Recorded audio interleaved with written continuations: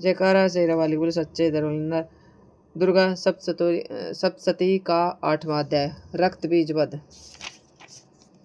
ध्यान। मैं अणिमा आदि सिद्धि युक्त किरणों से घिरी हुई भवानी का ध्यान करता हूँ। उनके शरीर का रंग लाल है, नेत्रों में करुणा लहरा रही है, हाथों में पास, अंकुश, बाण और धनुष शोभा पाता है। ऋषि बोले चंड और मुंड नामक दैत्यों के मारे जाने तथा बहुत सी सेना के विनिष्ट हो जाने पर दैत्यों के राजा प्रतापी शुंभ के मन में बहुत क्रोध पैदा हुआ और उसने दैत्यों की संपूर्ण सेना को युद्ध के लिए प्रस्थान करने का आदेश दिया। वह बोला आज युद्धायुध नाम के 86 दैत्य सेनापति अपनी सेनाओं के साथ युद्ध करने के लिए कूच करे और कंबू नाम वाले दैत्य 84 सेना नायक अपनी सेनाओं से घिरे हुए यात्रा करे। 50 कोटि वीर्य कुल के और 100 धूम्र कुल के असुर सेनापति मेरी आज्ञा से सेना सहित प्रस्थान करे।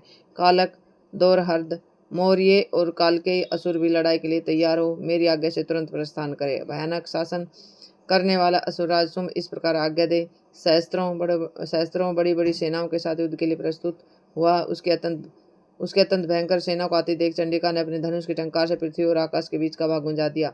राजन, इसके तदंतर देवी के सिंह ने बड़े जोर से दहाड़ना आरंभ किया। फिर अंबिका ने घंटे की आवाज से उस निनाद को और भी अधिक बढ़ा दिया। धनुष की टंकार, सिंह की दहाड़ और घंटे की ध्वनि से संपूर्ण दिशाएं गूंज उठी। उसी भयंकर शब्द से काली ने अपने विकराल मुख को और बढ़ा लिया तथा इस प्रकार से विजयी हुई। उस तुमुल घोष को सुनकर दैत्यों की सेनाओं ने चारों ओर से घेर कर चंडिका देवी, सिंह तथा काली देवी को क्रोधपूर्वक घेर लिया। राजन, इस बीच में असुरों के विनाश तथा देवताओं के अभ्युदय के लिए ब्रह्मा, शिव, कार्तिकेय, विष्णु तथा इन आदि देवों की शक्तियां जो अत्यंत पराक्रम बल से संपत्ति उनके शरीर से निकलकर उनके रूप में चंडिका देवी के पास गई।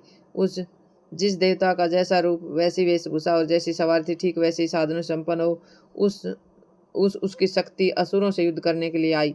सबसे पहले हंसयुक्त विमान पर बैठी हुई अक्ष, सूत्र और कमंडलू से शोभायमान ब्रह्मा जी की शक्ति उपस्थित हुई, जिसे ब्रह्मणी कहते हैं। महादेव जी की शक्ति वृषभ पर आरूढ़ हो, हाथों में श्रेष्ठ त्रिशूल धारण किए, महानाग का कंकण पहने, मस्तक में चंद्ररेखा से विभूषित हो वहां पहुंची। कार्तिकेय जी की शक्ति रूपा जगदम्बिया उन्हीं का रूप धारण कर किए श्रेष्ठ मयूर पर विराजमान हो, हाथ में शक्ति लिए दैत्य युद्ध करने के लिए आए। इसी प्रकार भगवान विष्णु की शक्ति गरुड़ पर आरूढ़, शंख, चक्र, गदा, सारंग, धनुष तथा खड़ग धारण किए हुए आई। अनुपम यज्ञ वाराह का रूप धारण करने वाले श्री हरि की शक्ति भी वाराह शरीर धारण करके वहां उपस्थित हुई। नारसिंह की शक्ति भी नृसिंह के सदृश शरीर धारण करके वहां आई। उसकी गर्दन के बालों के झटके से आकाश के तारे बिखर पड़ते थे। इसी प्रकार इंद्र की शक्ति वज्र हाथ से साधे गजराज ऐरावत पर आसीन हो गई। उसके भी सहस्त्र नेत्र थे, जैसा इंद्र का रूप था वैसा ही उसका भी था।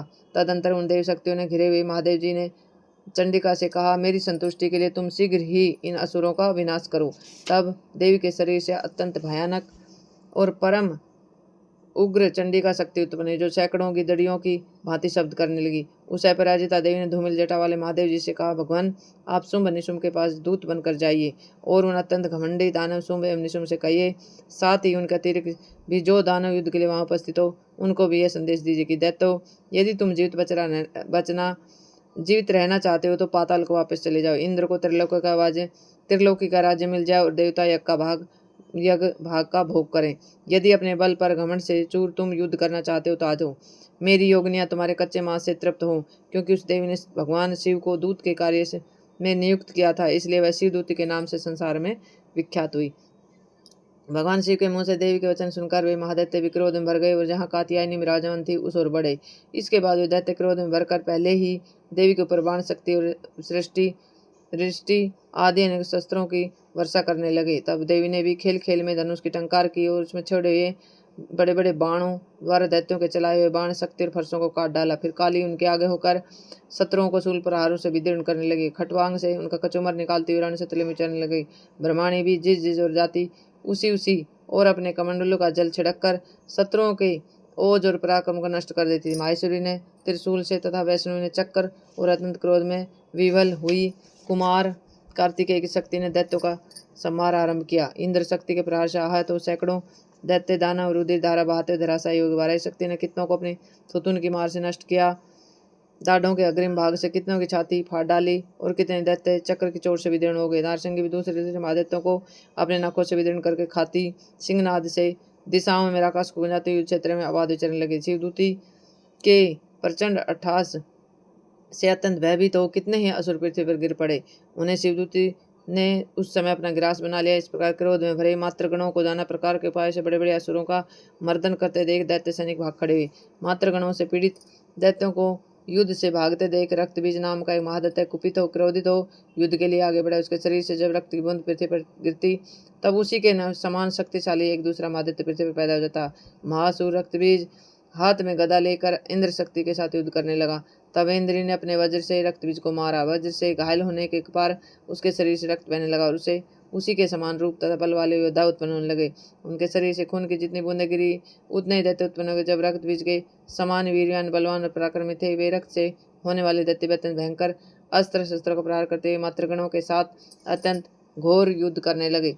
पुनः वज्र के प्रहार से जब उसका मस्तक घायल हुआ तो उसे रक्त बहने लगा, जिससे हजारों वैसे पुरुष उत्पन्न हुए। वैष्णवी ने युद्ध में रक्तबीज पर चक्कर का प्रहार किया।